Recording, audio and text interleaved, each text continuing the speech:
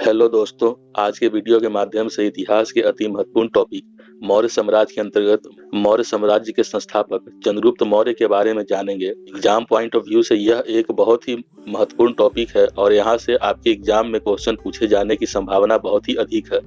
तो दोस्तों, बिना देर किए हम अपने टॉपिक पे चलते हैं। इससे पहले एक महत्वपूर्ण सूचना, अगर आप इस चैनल पर नए हैं तो चैनल को सब्सक्राइब कर ले एवं बेल आइकन दबाकर नोटिफिकेशन ऑन कर ले ताकि हमारे अगले वीडियो का नोटिफिकेशन आपके मोबाइल तक पहुंच सके। तो दोस्तों, सर्वप्रथम मौर्य वंश के प्रमुख शासक चंद्रगुप्त मौर्य 322 ईसा पूर्व से 398 ईसा पूर्व। चंद्रगुप्त मौर्य चाणक्य की सहायता से अंतिम नंद वंश के शासक धनानंद को पराजित कर 322 ईसा पूर्व मगध की गद्दी पर बैठा। प्रवर्तक, यह कश्मीर का राजा था जिसने धनानंद के विरुद्ध चंद्रगुप्त मौर्य की सहायता की। धर्म, चंद्रगुप्त मौर्य जैन धर्म का अनुयायी था। चंद्रगुप्त मौर्य की जाति और वंश के संबंध में विद्वान एकमत नहीं है। कुछ विद्वानों ने ब्राह्मण साहित्य, मुद्रा राक्षस, विष्णु पुराण आदि के आधार पर इन्हें शूद्र कहा है। बौद्ध एवं जैन धर्म के अनुसार चंद्रगुप्त मौर्य क्षत्रिय था। अधिकांश विद्वान इसी मत से सहमत हैं। चंद्रगुप्त मौर्य का साम्राज्य, उनके साम्राज्य को देख लेते हैं। ये उत्तर पश्चिम में ईरान,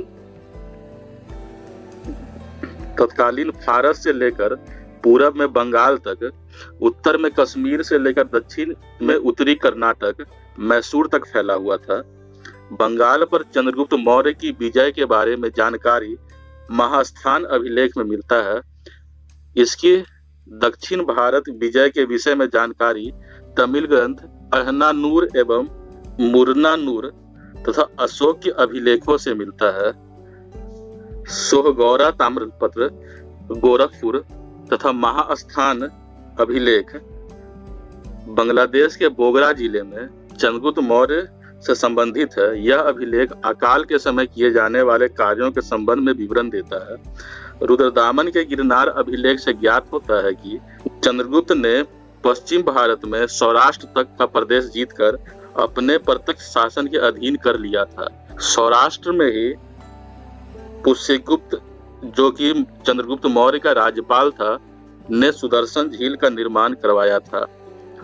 चंद्रगुप्त ने 305 ईसा पूर्व में सेलुकस निकेटर को हराया।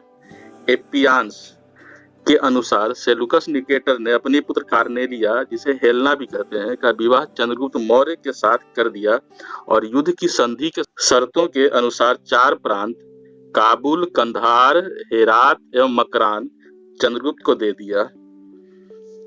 प्लूटार्क के अनुसार चंद्रगुप्त ने उपहार स्वरूप 500 हाथी सेलुकस निकेटर को दिया। सेलुकस ने अपने राजदूत मेगास्थनीज को चंद्रगुप्त के दरबार में भेजा। मेगास्थनीज मौर्य दरबार में काफी समय तक रहा। भारत में रहकर उसने जो भी देखा सुना उसे उसने इंडिका नामक अपनी पुस्तक में लिपिबद्ध किया। इंडिका में नगर प्रशासन एवं सैन्य प्रशासन के बारे में चर्चा है। मेगास्थनीज के अनुसार नगर प्रशासन का दायित्व 30 नागरिक की सभा एवं 5-5 सदस्यों की 6 समितियां में संगठित था। मेगास्थनीज ने भारतीय समाज को 7 वर्गों में विभाजित किया है।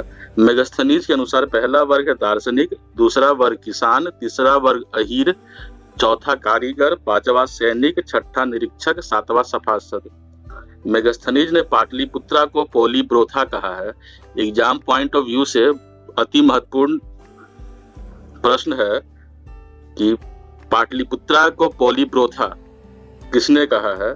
यह है मेगास्थनीज, जिन्होंने पाटलिपुत्रा आधुनिक पटना को पोलीब्रोथा कहा है। आगे देख लेते हैं। मौर्य प्रशासन का पूर्ण विवरण कौटिल्य के अर्थशास्त्र में मिलता है, जिसमें 28 अध्यक्षों एवं 18 तीर्थों की चर्चा है। 28 अध्यक्षों तथा 18 तीर्थों की चर्चा किस ग्रंथ में किया गया है? तो ये है कौटिल्य के अर्थशास्त्र। कौटिल्य रचित अर्थशास्त्र प्राचीन भारतीय राजनीति का प्रसिद्ध ग्रंथ है। इसमें चक्रवर्ती सम्राट, राजा के कर्तव्य, विस्तृत कर प्रणाली तथा सामाजिक स्थिति पर प्रकाश डाला गया है। भारत में प्रथम विकेंद्रीकृत प्रशासनिक व्यवस्था लागू करने का श्रेय चंद्रगुप्त मौर्य को जाता है। चंद्रगुप्त मौर्य ने जैनी गुरु भद्रबाहु से जैन धर्म की दीक्षा ली। आखिरी दिनों में भद्रबाहु के साथ श्रवण बेलगोला चले गए। वहीं संलेखना विधि से उपवास द्वारा 298 ईसा पूर्व में शरीर को त्याग दिया। क्वेश्चन यहाँ से भी बनता है, वह कौन सा शासक था जो अपने अंतिम दिनों में दक्षिण भारत में चले गए तथा संलेखना विधि से उपवास के द्वारा अपना शरीर त्याग दिए? तो ये चंद्रगुप्त मौर्य हैं। और चंद्रगुप्त मौर्य जो थे वो जैन धर्म के अनुयायी थे। चंद्रगुप्त के महल के अवशेष कुम्हरार गांव में मिलते हैं। इन्हें खोजने का श्रेय स्नूकर को जाता है। यह भी एक महत्वपूर्ण पॉइंट है। चंद्रगुप्त मौर्य के महल के अवशेष को खोजने का श्रेय स्नूकर को जाता है। आगे देख लेते हैं चंद्रगुप्त मौर्य का मूल्यांकन। चंद्रगुप्त मौर्य एक महान विजेता, साम्राज्य निर्माता तथा कुशल प्रशासक था। चंद्रगुप्त की प्रशासनिक योग्यता अपने समय में उत्कृष्ट थी। मौर्य की प्रशासनिक व्यवस्था कालांतर में भी सभी भारतीय प्रशासनिक व्यवस्था का आधार कही जा सकती है। यह बहुत कुछ चंद्रगुप्त की रचनात्मक प्रतिभा तथा उनके गुरु एवं प्रधान कौटिल्य की राजनीतिक सूझबूझ का ही परिणाम था। जैन धर्म के मतानुसार चंद्रगुप्त एक राजश्री था, जिसने जीवन के अंतिम दिनों में सुख वैभव त्याग कर जैन परंपरा के अनुसार मृत्यु का वरण किया। आगे देखते हैं चंद्रगुप्त की सेना। जस्टिन के अनुसार चंद्रगुप्त मौर्य की सेना में लगभग 60,000 अश्वरोही, 9,000 हाथी तथा 8,000 रथ थे।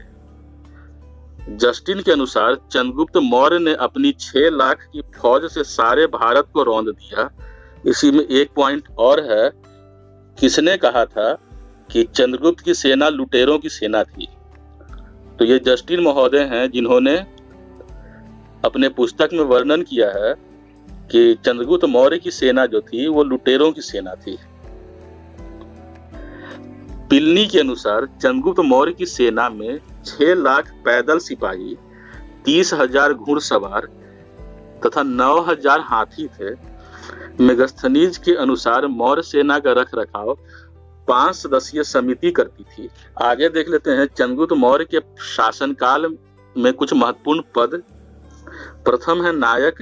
युद्ध क्षेत्र में सेना का नेतृत्व करने वाला अधिकारी नायक कहलाता था। सेनापति सैन्य विभाग का सबसे बड़ा अधिकारी होता था। महामात्य सर्प गुप्तचर विभाग का प्रधान, इसे महामात्य सर्प कहते थे। वेरी इंपॉर्टेंट है, एग्जाम में हर बार पूछे जाते हैं। गूढ़ पुरुष अर्थशास्त्र में गुप्तचर के लिए प्रयोग किया गया शब्द है गूढ़ पुरुष। संस्था, एक ही स्थान पर रहकर कार्य करने वाला अधिकारी जो है वो संस्था कहलाता था। सीता भूमि, सब बहुत बार पूछा गया प्रश्न है, सीता भूमि किसे कहते थे? तो सीता भूमि सरकारी भूमि को कहा जाता था। अवैध मार्तिक, बिना वर्षा की अच्छी खेती होने वाली भूमि को अवैध मात्रिक कहते थे। द्रोण इंपॉर्टेंट है, अनाज के माप के लिए प्रयोग होता था। रूपा जीवा, स्वतंत्र वेश्यावृत्ति अपनाने वाली महिला को कहा जाता था। राजुक, अत्यंत महत्वपूर्ण, जनपदीय न्यायालय के न्यायाधीश, ये अशोक के समय में था राजुक। तो दोस्तों इसी के साथ आज का हमारा टॉपिक खत्म होता है। अगले टॉपिक में हम मौर्य वंश के एक और प्रतापी शासक बिंदुसार के बारे में जानकारी लेकर आएंगे। तो दोस्तों वीडियो कैसा लगा कमेंट के माध्यम से हमें बताएं एवं वीडियो को लाइक एवं शेयर करें। पढ़ते रहें, रोज नया सीखते रहें। धन्यवाद।